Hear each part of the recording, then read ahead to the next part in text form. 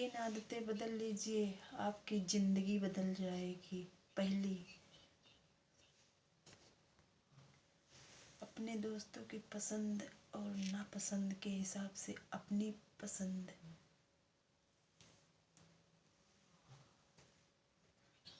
पसंद बदलना बंद कीजिए। दूसरी बात, सामने वाले पे गुस्सा करना और उससे बात करना बंद कीजिए। और तीसरी बात, चार लोग क्या कहेंगे, अपनी इच्छाओं को बदल लेना ये बंद कीजिए। जमाना ना कर सका उसके कद का अंदाजा, वो आसमान था लेकिन सर झुकाकर चलता था। देश के पूर्व प्रधानमंत्री डॉक्टर मनमोहन सिंह जी जो असरदार काम किए और उन्हें देश के लिए काम किए, उन्हें देश हमेशा याद रखेगा। असीम अरुण जी उनकी सिक्योरिटी टीम को लीड करते थे। उन्होंने किस्सा बताया, जब मैं उनकी टीम का किस्सा था, प्रधानमंत्री आवास में थे। चमचमाती BMW कार थी, जो उस कार को देखकर कहते थे, अरुण ये है अपनी गड्डी, और आप जिस पोजीशन पर हैं आप उसी सिक्योरिटी गार्ड वाली कार चाहिए। लेकिन मनमोहन सिंह के लिए हमेशा वे मिडिल क्लास वाली कार वही थी और अच्छे काम करने के बारे में सोचते रहते थे। डॉक्टर मनमोहन सिंह को इससे महान पुरुष को सत सत नमन। किसी ने बड़े कमाल की बात कही है कि हीरा परखने वाले से ज़्यादा असली पीड़ा परखने वाला असली जौहरी होता है, अधिक महत्वपूर्ण होता है, क्योंकि असल ज़िंदगी में दूसरों को पीड़ा परखने वाला ही असली जौहरी होता है। किसी ने बड़े कमाल की बात कही है, अगर रास्ते पर कंकड़ ही कंकड़ हो और आपने अच्छा जूता पहना हो तो उस पर चल सकते हैं, लेकिन यदि आपके अच्छे जूते के अंदर एक ही कंकड़, तो आप अच्छे रास्ते पर एक कदम से ज़्यादा चल नहीं सकते। कहानी का सार ये समझाता है कि जीवन की हम चुनौतियों से नहीं, अंदर की कमजोरियों से हम हमेशा टूट जाते हैं। एक ऐसे चमत्कारी संत की कथा मैं सुनाने जा रही हूँ आपको, जो नर्मदा के किनारे, जो 110 वर्ष के थे और नर्मदा के किनारे तपस्या करते थे। नर्मदा के किनारे रहकर भगवान श्री राम की भक्ति करते रहे और उन्होंने दुनिया को पाठ सिखाया और त्याग सिखाया। भक्ति का 17 वर्ष की आयु में घर छोड़ दिया था और उसके बाद आध्यात्मिक रास्ते पर चल पड़े,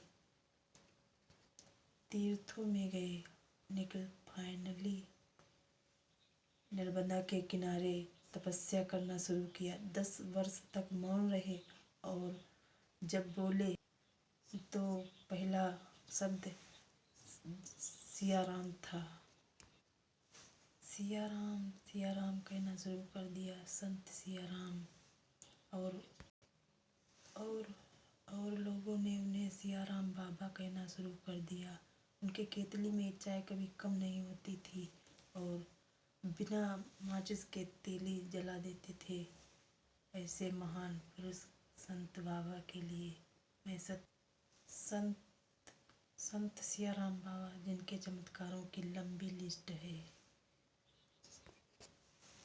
और सबसे बड़ी बात, उन्होंने चढ़ावे में 10 रुपये से ज़्यादा किसी से नहीं लिया। अगर 100 रुपये कोई दे देता था तो सारे रुपए लौटा देते थे, सिर्फ 10 रुपये रखते थे। उनके पास जो दान आया था 2 करोड़ रुपए का अमाउंट, तो उन्होंने नर्मदा के किनारे सब दान में लगा दिया, दान में विकास कार्यों में लगा दिया और अपने पास कुछ नहीं रखा। जीवन पर्यंत एक लंगोट पहने और अपने भक्ति में लगे रहे, प्रभु श्री राम की भक्ति करते रहे। श्री रामचरितमानस की चौपाई का जाप करते थे। उनका जीवन सिखाता था तपस्या, त्याग, यही जीवन में। किसी ने बड़े कमाल की बात कही है कि अंतर बहुत छोटा सा है, जो आपकी तारीफ करता है, जो आपकी तारीफ करता है ना, वो आपकी स्थिति को देखता है, और जो आपकी चिंता करता है वो परिस्थिति को देखता है। किसी ने बड़े कमाल की बात कही है कि कुछ रिश्ते भगवान इसलिए खराब कर देते हैं कि आगे चल के जिंदगी खराब ना हो, ताकि आगे चल के हमारी जिंदगी खराब ना हो। किसी ने बड़े कमाल की बात कही है, कौन से कपड़े पहनूं कि दूसरों को अच्छा लगूं, सोचते लेकिन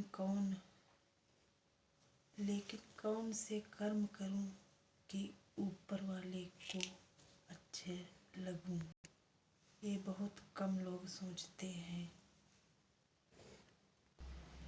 किसी ने बड़े कमाल की बात कही है कि जिंदगी में ऐसे कर्म कीजिए जब कोई आपसे बोले कि तुझे तेरे कर्मों का फल जरूर मिलेगा, तो ये बात आपको आशीर्वाद की तरह लगे, ना कि श्राप की तरह। किसी ने बड़े कमाल की बात कही है कि 100 गुना बढ़ जाती है खूबसूरती महज मुस्कुराने से, लेकिन फिर भी लोग बाज नहीं आते इस दुनिया में मुंह फुलाने से। रतन टाटा साहब ने बताया कि असली खुशी उन्हें जीवन में कब मिली थी, जबकि वो 4 चरणों में रहा और 4 फेस में रहा। पहला फेस वो था जब मैंने पैसा कमाना और पैसा बचाना,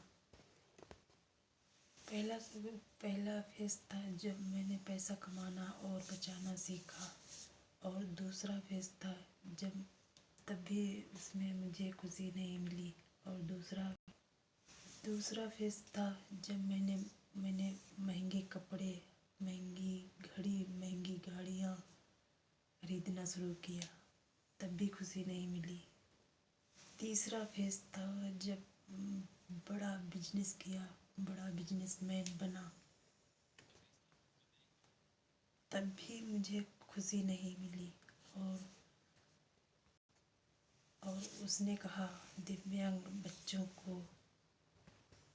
को है जो भेंट करनी है। मैंने पैसा दे दिया, मैंने कहा भाई आप ले आओ,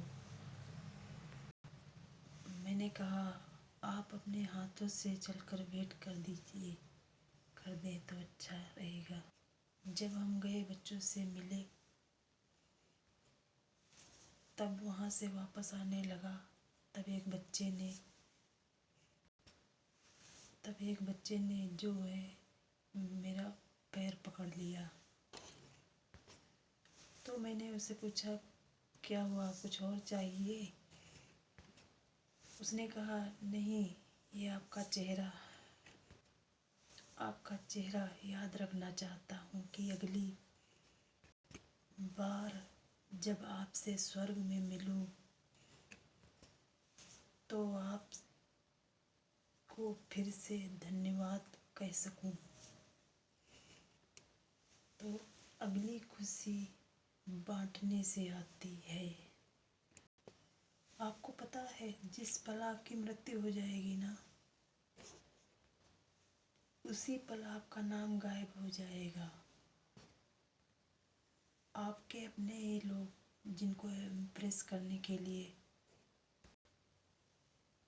आपने लाइफ लगा दी, इम्प्रेस करने के लिए आपने लाइफ लगा दी, वो आपको नाम से नहीं, आपकी बॉडी कहकर पुकारेंगे।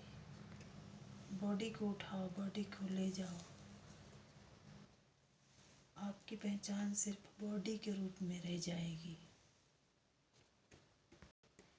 इसलिए दूसरों को इम्प्रेस करने में नहीं, बल्कि खुद को इम्प्रेस करने में टाइम लगाओ। खर्चा करना है तो अपनी पसंद की चीज़ों पे करो। खर्चा करना है तो, हंसना है तो इतना हंसो कि आपका पेट दर्द करने लगे। नाचना पसंद है तो नाचो इतना कि नाचो कि दिल खुश हो जाए। खाना पसंद है तो खाओ, घूमना पसंद है तो घूमो, लेकिन अपनी खुशी के लिए भी जीना शुरू कर दो। क्योंकि मरना जिंदगी के लिए सबसे बड़ा लॉस नहीं होता, बल्कि जीते जी जिंदगी को गायब कर देना जिंदगी का सबसे बड़ा लॉस होता है। हर हाल में खुश रहना सीखो। दुनिया आपको तो दुखी करने में लगी ही रहेगी। अपने आप से खुशी रहना शुरू करो। ये है माया देवी की 1 मिनट स्टोरी। ये एक कहानी है एक भक्त की, जो हर मंगलवार को हनुमान जी के मंदिर में 5 किलो लड्डू बांट करके आता था और खुद को सुपर हीरो समझने लगा था। उसे लगा कि मुझसे बड़ा कोई भक्त नहीं है। और एक दिन अपने बच्चे को लेकर गया और मंदिर से जब वापस जा रहा तो रास्ते में मेले जैसा माहौल होता था। तो रास्ते में छोटी छोटी दुकानें लगी होती थी और खिलौने वगैरह लगे होते थे।